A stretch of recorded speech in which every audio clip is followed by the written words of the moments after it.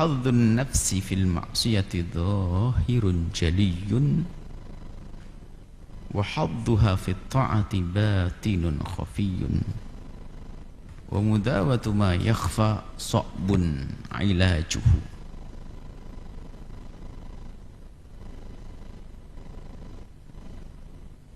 Hawa nafsu, sebaik-baik kebaikan adalah melawan hawa nafsu. Innan nafsa la'ammaratun bisu. Hawa nafsu selalu mengajak kepada keburukan, kehinaan, kejelekan. Hawa nafsu selalu mengajak kejelekan. Lah itu hadzun nafsi, maksudnya ajakan hawa nafsu.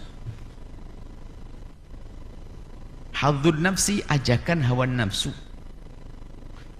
kepada kejelekan, fil maksiati, dengan sarana kemaksiatan itu zahirun jaliyun, jelas. Orang minuman keras semuanya adalah nuruti hawa nafsunya, jelas.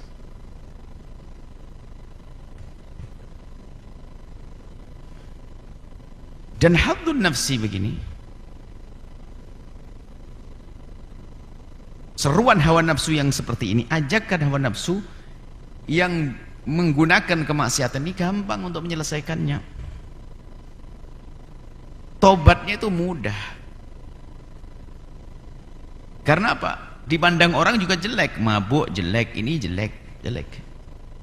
Dikucilkan dia, bahkan kalau ketahuan dihukum dan seterusnya. Jadi mengikuti hawa nafsu kemudian dengan kemaksiatan itu adalah jelas mudah. Kalau mau dideteksi gampang ketahuan, orang di kiri kanannya pun melihat. Sehingga kalau bertobat mudah ini. Tapi hadduha fit ta'ati, akan tapi seruan hawa nafsu, bagian seruan hawa nafsu tapi dengan bentuk ketaatan ini batinun khafiyun, Allah, tersembunyi dan sangat tersembunyi. Jadi ada orang nuruti hawa nafsu tapi dalam bentuk ibadah, Allah, nuruti hawa nafsu tapi gayanya ibadah dengan hawa nafsu. Lah karena ini adalah hawa nafsunya ini tersembunyi, seolah-olah sholat kok hawa nafsu, bagaimana sih? Jadi orang pun tidak akan melihat jelek dia. Coba orang zina kelihatan jelek, orang mabuk kelihatan jelek, orang judi kelihatan jelek. Ini sholat, sedekah. Tapi bisa jadi orang sedekah dengan hawa nafsu. Bibinya kelaparan masuk rumah sakit, nggak bisa berobat, dia senang-senang sedekah. Umrohnya hawa nafsu, dia asik-asik umroh, bibinya sakit, bahkan mungkin keluarganya, adiknya sakit, gak bisa berobat, dia umroh. Dia sepintas nggak kelihatan ini. Wong ibadah umroh kok nuruti hawa nafsu, ini bagaimana sih? Kan gitu. Tapi bisa jadi orang semacam itu. Maka hawa nafsunya melalui ketaatan ini apa katanya? Khafiyun, oh tersembunyi. Wa mudawatu ma yakhfa, ngobati yang tersembunyi ini sa'bun ilaju, susah proses pengobatannya untuk menyelesaikannya. Sa'bun itu sulit, ilaju pengobatannya. Allah. Jadi yang pertama tadi, kalau hawa nafsu, nuruti hawa nafsu dalam bentuk maksiat itu gampang. Dihujat sama orang, tetangga, saudara, istri, anak, menghujat semuanya, begitu mudahnya dia sadar. Tapi ini enggak. Pakai ketaatan, yang ada di kiri kanannya adalah sanjungan. Bahkan bisa saja dia beribadah, dia menjaga keistiqomahan, Senin Kemis dia nggak pernah diputus. Kenapa? Karena dia sudah terlanjur disebut sebagai jago puasa Senin Kemis. Dijaga itu bukan karena rindu pahala dari Allah, ingin mempertahankan gelar.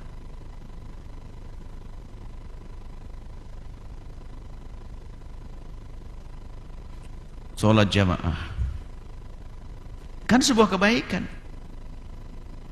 apalagi sholat jamaah sebuah kebaikan sebetulnya, cuman kadang ditunggangi hawa nafsu, sehingga sudah berubah menjadi semacam action, pengen dilihat orang kalau dia terjago sholat jamaah.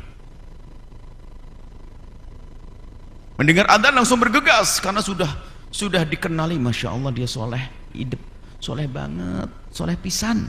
Ya kalau di sini ya pisan ya. Orang Jawa Timur nggak ngerti pisan sekali gini. Orang Jawa Barat pisan. Ih soleh banget. Kenapa? Dengar azan langsung wah tak ambil menantu. Dengar begitu di Sanjung, berarti kalau saya dengan azan langsung bergegas sholat, itu menjadi ada nilai tambah buat saya. Sehingga tidak mendengar azan gitu langsung bergegas. Makanya apa? Dia menikmati itu hawa nafsu. Sehingga orang membangun kesolehan itu kan ketaatan, membangun kesolehan, kebaikan, tapi ternyata dia nuruti hawa nafsu. Di balik itu semuanya apa? Kalau sudah hawa nafsu itu ini urusan dunia. Sehingga menjadi dia dihormati, disanjung. Diam-diam sebetulnya ada yang diharap daripada itu semuanya. Lah ini penyakit begini ini susah, bagaimana bisa diobati? Wong dia sendiri merasa bahasanya memang terhormat. Sehingga pergi ke pasar pun apa hasilnya? Kalau belanja biar diketahui kalau dia orang soleh, baik, alim, dimurahkan harganya sama penjualnya. Ini diskon. Gratis, Masya Allah Ustaz, Masya Allah, gak apa-apa ambil. Oh. Dia menikmati itu semuanya, bangga nih. Mungkin tidak mengharap dia, tapi di saat orang memperlakukan dia seperti orang biasa itu sudah gelisah. Misalnya dia salam, ternyata orang biasa saja, nggak merundukkan, nggak menghadap. Ini orang nggak menghargai saya, nggak tahu saya ini Ustaz. Berarti dia membangun kebaikan selama ini hanya untuk memberikan label kepada dirinya bahwasanya dia adalah orang soleh. Lah kayak begini ini diobati susah. Wong disanjung orang di sana sini kok. Kadang dianggap wali bahkan. Udah menikmati di mana. Maka kalau sudah begini, makanya hawa nafsu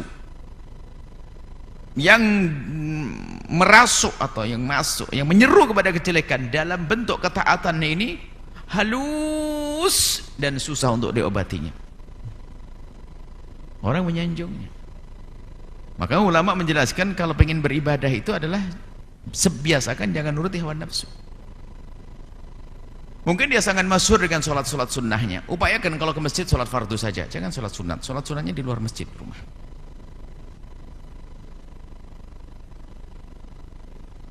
Kalau sudah berubah, jadi perlu memerangi hawa nafsu. Tapi kalau dia lebih awal datangnya gimana? Mendapatkan pahala tapi belum memerangi hawa nafsu. Contoh sholat Jumat. Sebaik-baik orang sholat Jumat kan lebih awal untuk dapat onta, pahala onta dan sebagainya. Cuman dia itu sudah dikuasai hawa nafsu.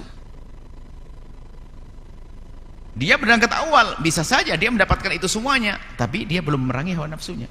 Mungkin dia sedikit terlambat deh, supaya tidak distempeli bagi, oh dia paling pertama.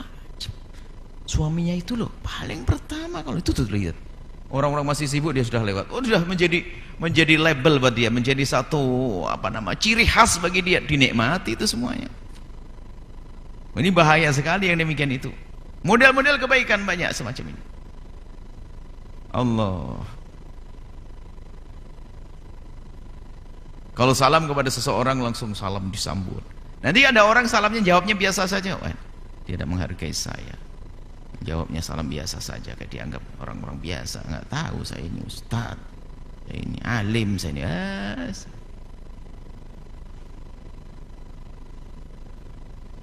Makanya setinggi kalau orang ilmunya ilmu yang mendekatkan diri kepada Allah, innama yasyaallah min ibadil ulama, yang ilmu yang menjadikan dia takut kepada Allah, itulah ilmu yang menjadikan dia disanjung oleh Allah.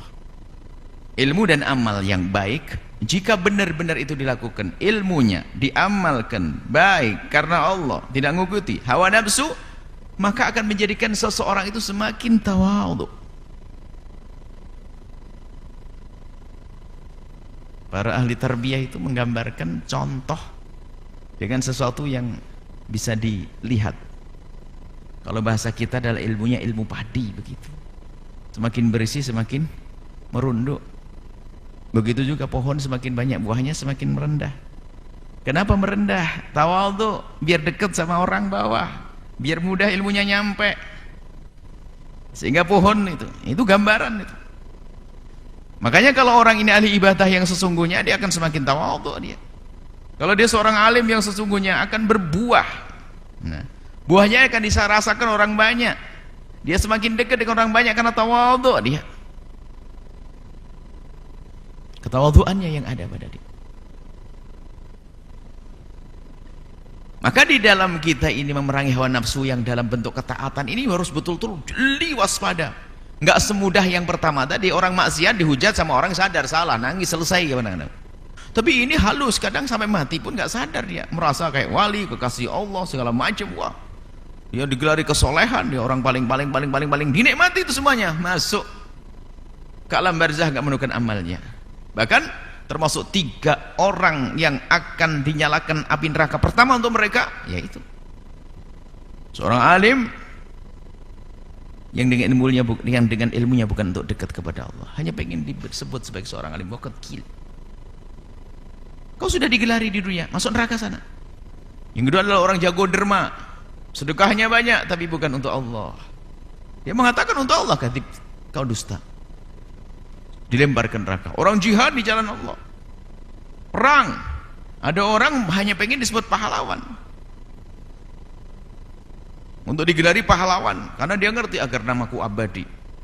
Bahkan mungkin dia akan beraninya sudah nggak pakai helm, nggak pakai ini, nggak pakai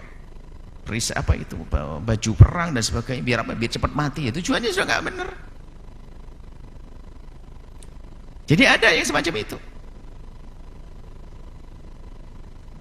hawa nafsu. Makanya dalam beribadah ini, agar kita nggak menuruti hawa nafsu itu adalah kadang harus kita melawan ibadah. Jadi kita lawan, jadi ibadah yang paling tidak disukai oleh diri kita, hawa nafsu kita, yaitu yang kita lakukan. Orang pelit paling seneng ibadah puasa. Paling seneng puasa nih, lumayan mengurangi pengeluaran. Semua anaknya ajak puasa, semua orang puasa. Orang pelit. Maka paling bagus bukan puasa bagi dia, memerangi hawa nafsunya. Ya apa? Sedekah, derma, keluarkan uang. Selama ini yang digelari dengan sholat, wah dia jago sholat, tahajudnya masya Allah. Dia sembunyi, nggak usah kelihatan tahajudan.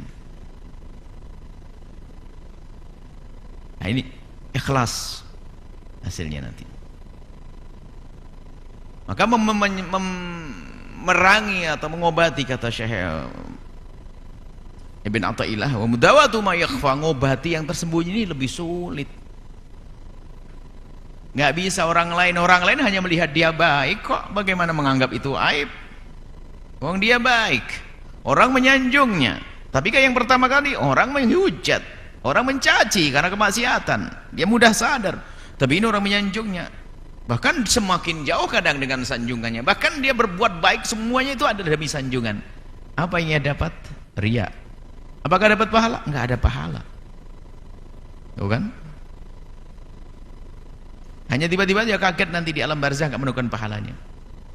Ini perlu proses, namanya ilmu membersihkan hati, memerangi hawa nafsu. Maka al-khairul khair fi mukhalafatil hawa, sebaik-baik kebaikan itu kalau kita ngelawan hawa nafsu kita. Lawan hawa nafsu.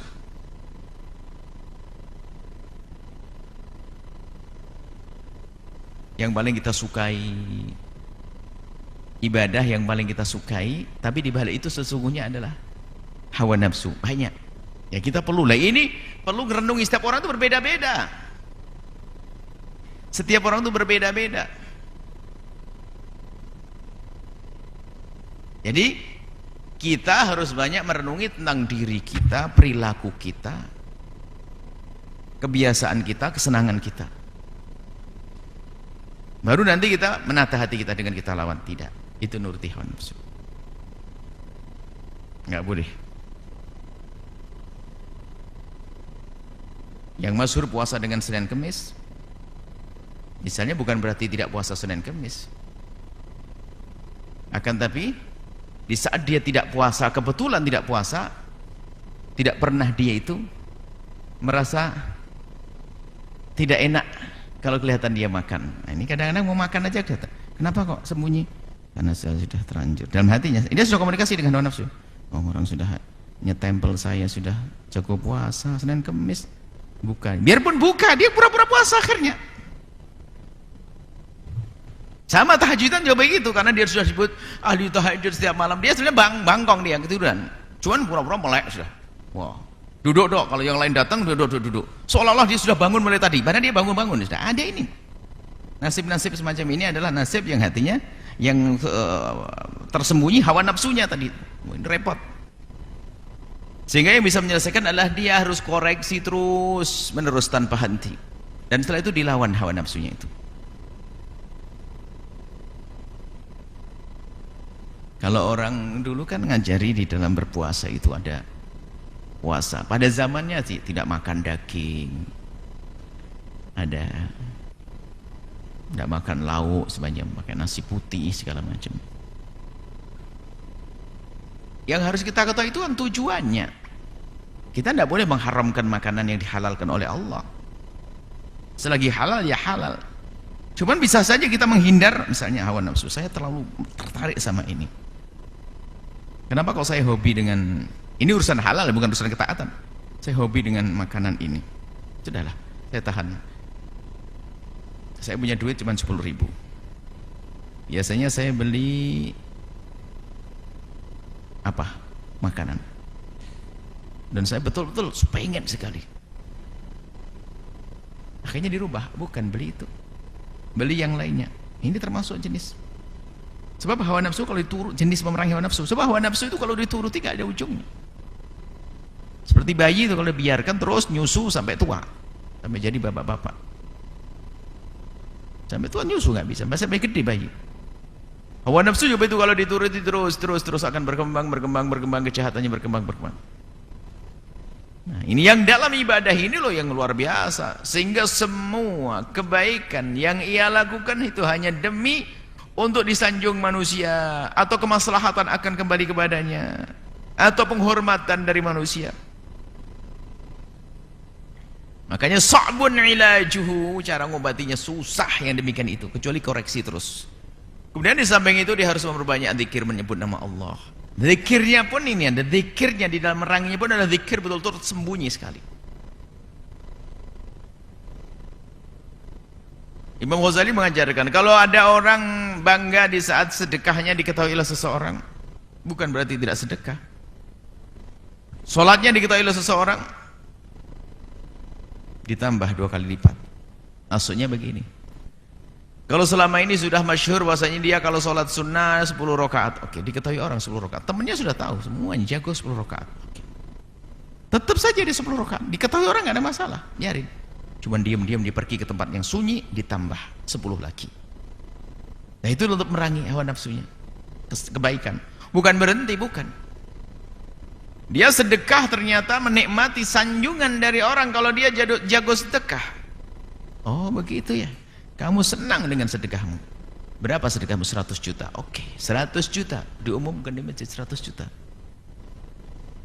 Hawa nafsu, hei hawa nafsu, kau senang 100 juta? Setelah ini kau akan jerit 200 juta aku sedekahkan, transfer tanpa ada yang tahu. Mau apa kau? Jadi perangi begitu. Itu cara memerangi hawa nafsu tadi dalam bentuk kebaikan. Sehingga Imam Ali bin Abi Thalib itu di dalam bersedekah itu memerangi hawa nafsu. Hawa nafsu kita pengen sedekah dilihat oleh seseorang kadang. Maka Imam Ali membagi 4. Alladzina yunfikuna bil-laili wan-nahari sirra wa alaniyata. Jadi kalau punya uang dibagi 4. Jadi harus salah satunya untuk memerangi hawa nafsu.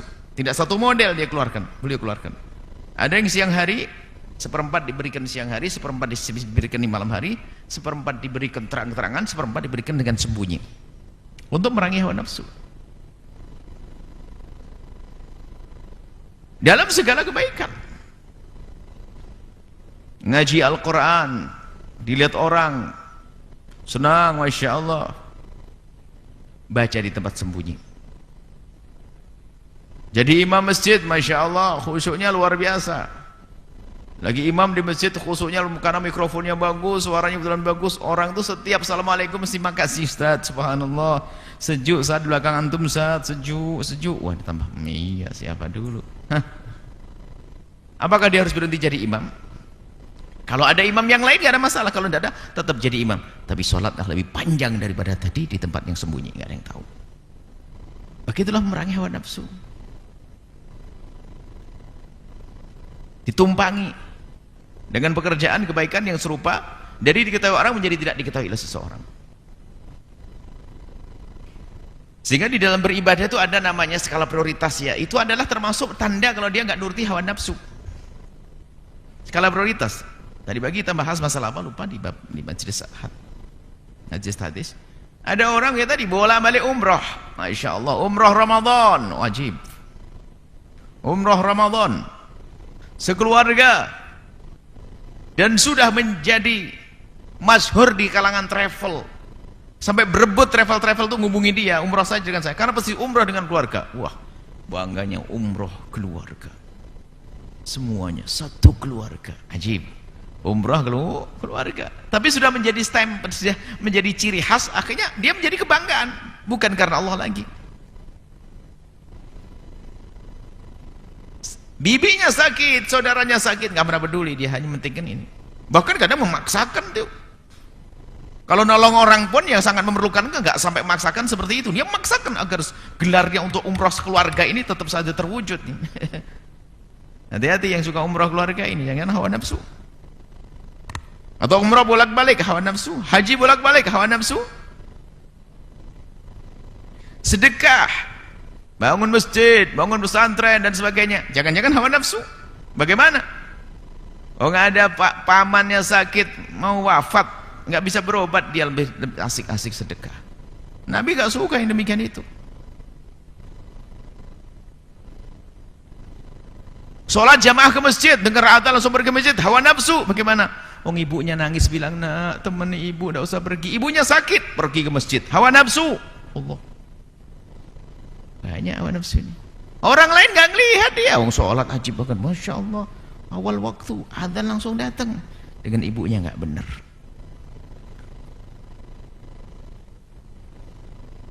Sehingga suatu ketika ada orang datang kepada baginda Nabi bertanya tentang ayul amali afdal, amal apa yang paling bagus?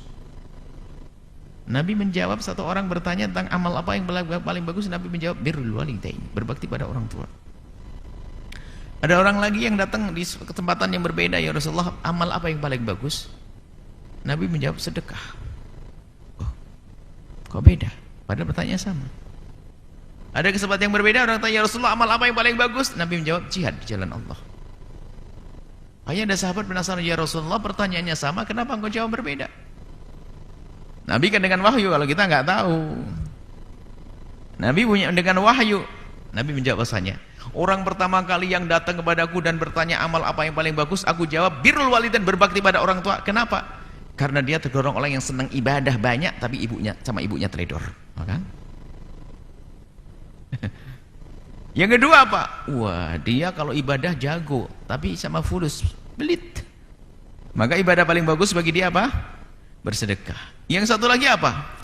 Dia kaya raya, hebat. Makanya setiap seruan perang dia bayar orang suruh perang, dia nggak mau keluar. Maka ibadah paling bagus bagi dia adalah jihad fisabilillah. Sesuai dengan memerangi hawa nafsu. Nah, kalau orang sudah paham sampai di sini akan selamat. Yang repot kan nggak paham tadi ini. Sabun ilajuhu, susah untuk diobatinya karena nggak ketemu, dia sendiri nggak sadar. Bahkan mungkin mentang-mentang merasa dia sudah menjadi kekasih Allah, menjadi waliullah, menjadi ini. Bahkan mungkin malah ditambahi kebohongan sehingga mengaku mimpi Rasulullah, ketemu 25 nabi, ketemu wali songo, apalagi guys. Biar tambah naik pangkat, ini ada hawa nafsu. Sudah hawa nafsu, sudah kelihatan tambah bohong dan menyesatkan umat nanti pada akhirnya.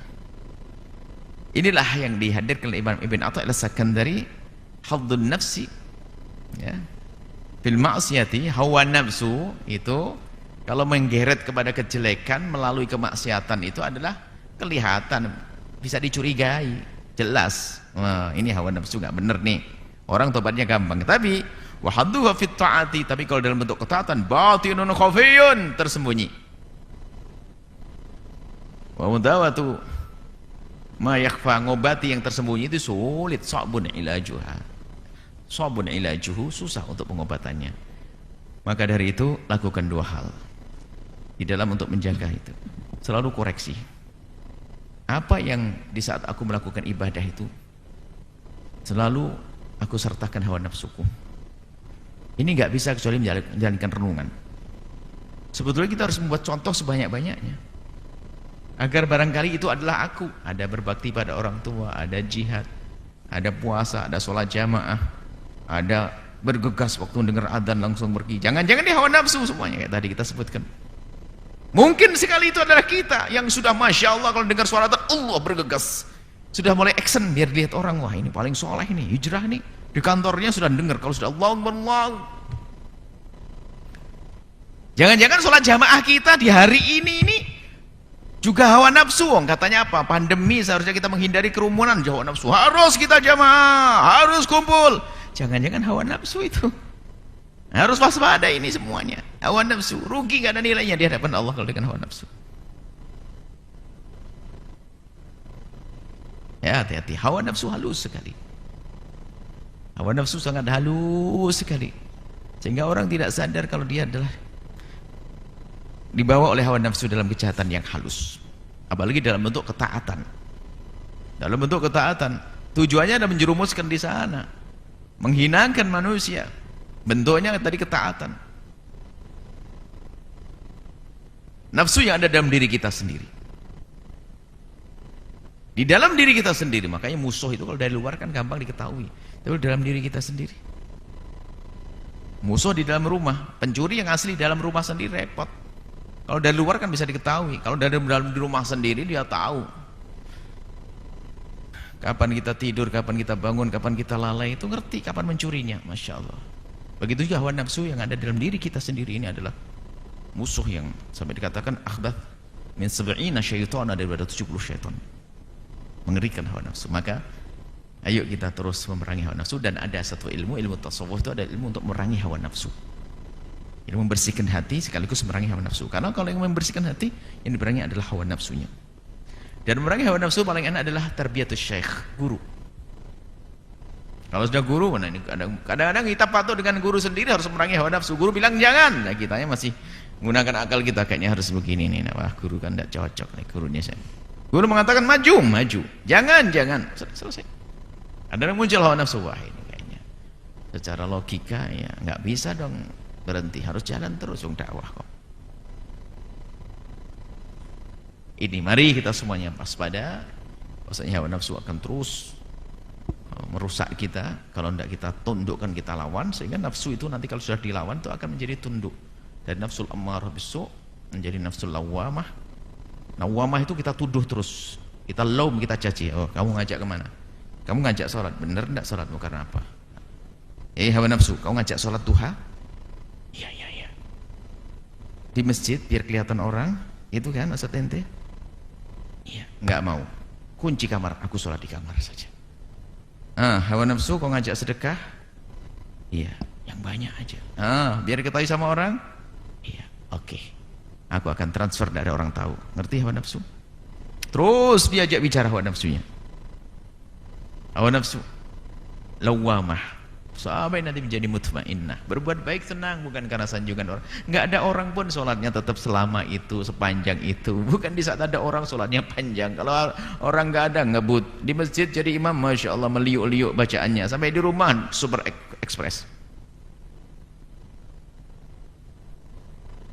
Nah seperti itu. Sampai menjadi nafsu yang radiyah, mardiyah, nafsu kamilah, itu adalah dalam dunia tarbiyah. Tapi yang jelas pertama harus kita sadari inna nafsal ammaratun bisu. Harus kita fahami. Sehingga amarah bisu itu kadang melalui kejahatan langsung, ada melalui kebaikan, taat tadi. Kalau melalui kejahatan gampang kita nyetopnya. Tapi melalui kebaikan ini yang susah. Maka ayo kita terus di dalam kebaikan pun jangan kita lengah, jangan kita terlena, jangan kita sampai lupa bahwasanya hawa nafsu juga berperan di situ. Dengan begitu maka kita menjadi orang yang selamat insyaallah.